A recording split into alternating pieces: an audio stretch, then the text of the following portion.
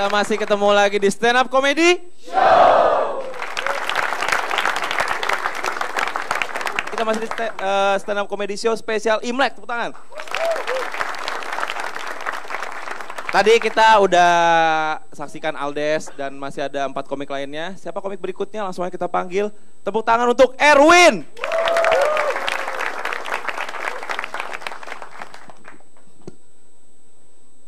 Halo, selamat sore. Gini. Ngomongin Imlek, gini loh. Menurut gua Imlek itu nggak ada bedanya dengan hari raya Lebaran. Sama aja kayak Lebaran. Apa-apa mesti serba baru. Dan kayak gitu juga di keluarga gue berlaku kayak gitu juga. Biasanya menjelang Imlek, biasanya gue bakal dipanggil nyokap gue, dikasih duit. Itu buat belanja. Kayak nyokap gue manggil, Vin sini mama kasih duit. Nyokap gue dengan gaya encik-encik mangga doang hitung duit yang kayak gini. Padahal duit logam.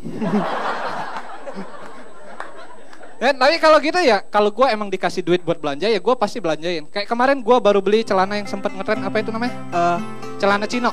Tahu kan celana Cino? Cuma pas gue beli, abang-abangnya ngeselin banget. Pas gue beli, bang beli celana Cino. Hah? Cino? Iya Cino. Nih, Cina bang itu. Ngeselin aja.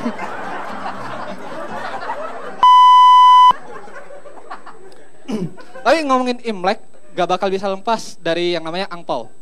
Tahu angpau kan? Yang isi kacang hijau, kacang merah. Bapak ya? Ya bercanda. Slow. Nyantai. Tapi itu dia. Kayak zaman dulu itu anak-anak kecil Cina itu biasanya sering banget dipalak pas hari raya Imlek. Karena abis dapat angpau megang banyak duit, makanya sering dipalak. Tapi menurut gue sih itu dulu. Sekarang zamannya udah berbeda. Kita lihat gubernur kita siapa sekarang? Pak Ahok. Kita bayangin aja misalnya anak Pak Ahok dipalak. Siapa yang berani malak anak Pak Ahok? Ya bapaknya gubernur gitu. Kalaupun anaknya Ahok ini dipalak, ya dia tinggal ngadu aja ke bapaknya. Anaknya Ahok nih dipalak, pulang ngadu. Kako papa. Kurang ajar lu.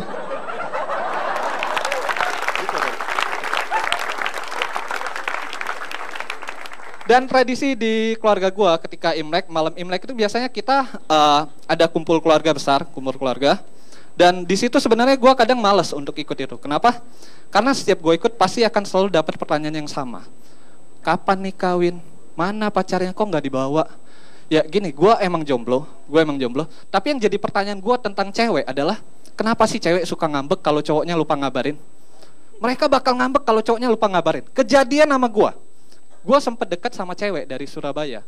Ketika gue ke Surabaya satu hari, gue lupa ngabarin dia. Gue pulang, gue BBM dia minta maaf. Dianya jutek, dianya ngambek, respon dia cuma balas BBM singkat kayak gini. Oh gitu, yang Surabaya nggak ngabarin, sombong lah. Ya karena emang gue yang salah, gue minta maaf. Tapi respon yang gue dapet selalu sama dia bilang, oh gitu yang Surabaya gak ngabarin, sombong lah. Sampai akhirnya gue coba BBM terus gak dimaafin. Sampai akhirnya gue mikir, kayaknya gue mesti nelpon dia buat selesaiin masalah ini. Akhirnya gue putusin buat nelpon dia, gue ambil telepon, gue pencet nomornya, gue telepon. Ada nada sambung pribadi. Tut, oh gitu yang Surabaya gak ngabarin, sombong lah.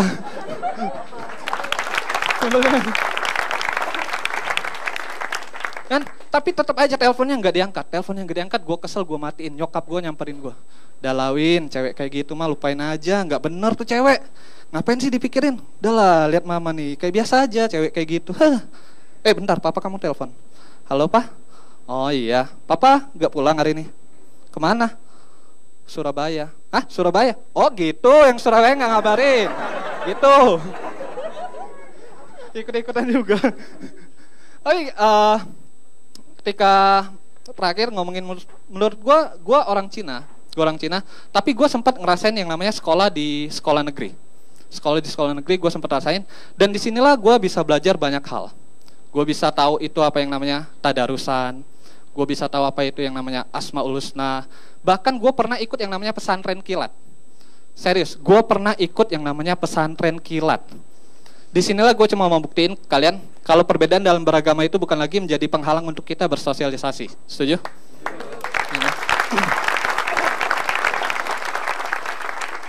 Dan kalian tahu apa yang orang Cina lakukan ketika ikut pesantren kilat? Dagang sarung. Sarungnya cap naga duduk. Dan tapi selain gue sekolah di sekolah negeri, gue juga sempat ngerasain sekolah di sekolah swasta.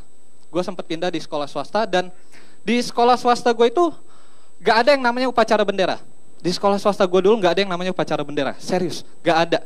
Tapi setelah gue pikir, menurut gue sih bukan karena kita nggak nasionalis, tapi kayaknya bakal ribet aja. Kalian bayangin ada sekumpulan orang Cina ditaruh di satu sekolah, ketika upacara bendera apa yang mereka lakukan?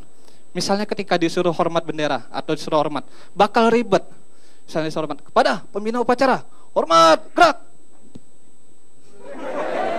Selamat malam, gue Erwin, thank you. Erwin.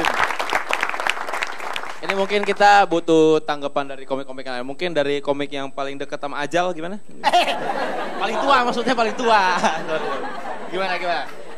Tanggapan sama komik-komik gimana? Yang lebih China mukanya. Oh ya, boleh. Gimana? Iya, beatnya Erwin tadi Mongol banget tuh. Iya, Mongol cantik, cowoknya jelek. Ada tanggapan lain? Biasa keren. Enggak, gue mau bagi ini aja sih. Apa tuh? Nah, Sigit. Ya Allah, biasa combro lu. Ngeliatnya kayak makan kan Imlek Makan kita. Ini Erwin tadi juga teman gua sering main ke rumahnya. Bener tuh, emaknya suka gini-gini nih. Tapi bukan ngitung duit, lagi nyisirin kumis bapaknya. Oke, masih ada sisa 3 komik lagi, jangan kemana-mana, tetap di Stand Up Comedy Show. Bapak mana bapak? Di Beijing. Wet yao.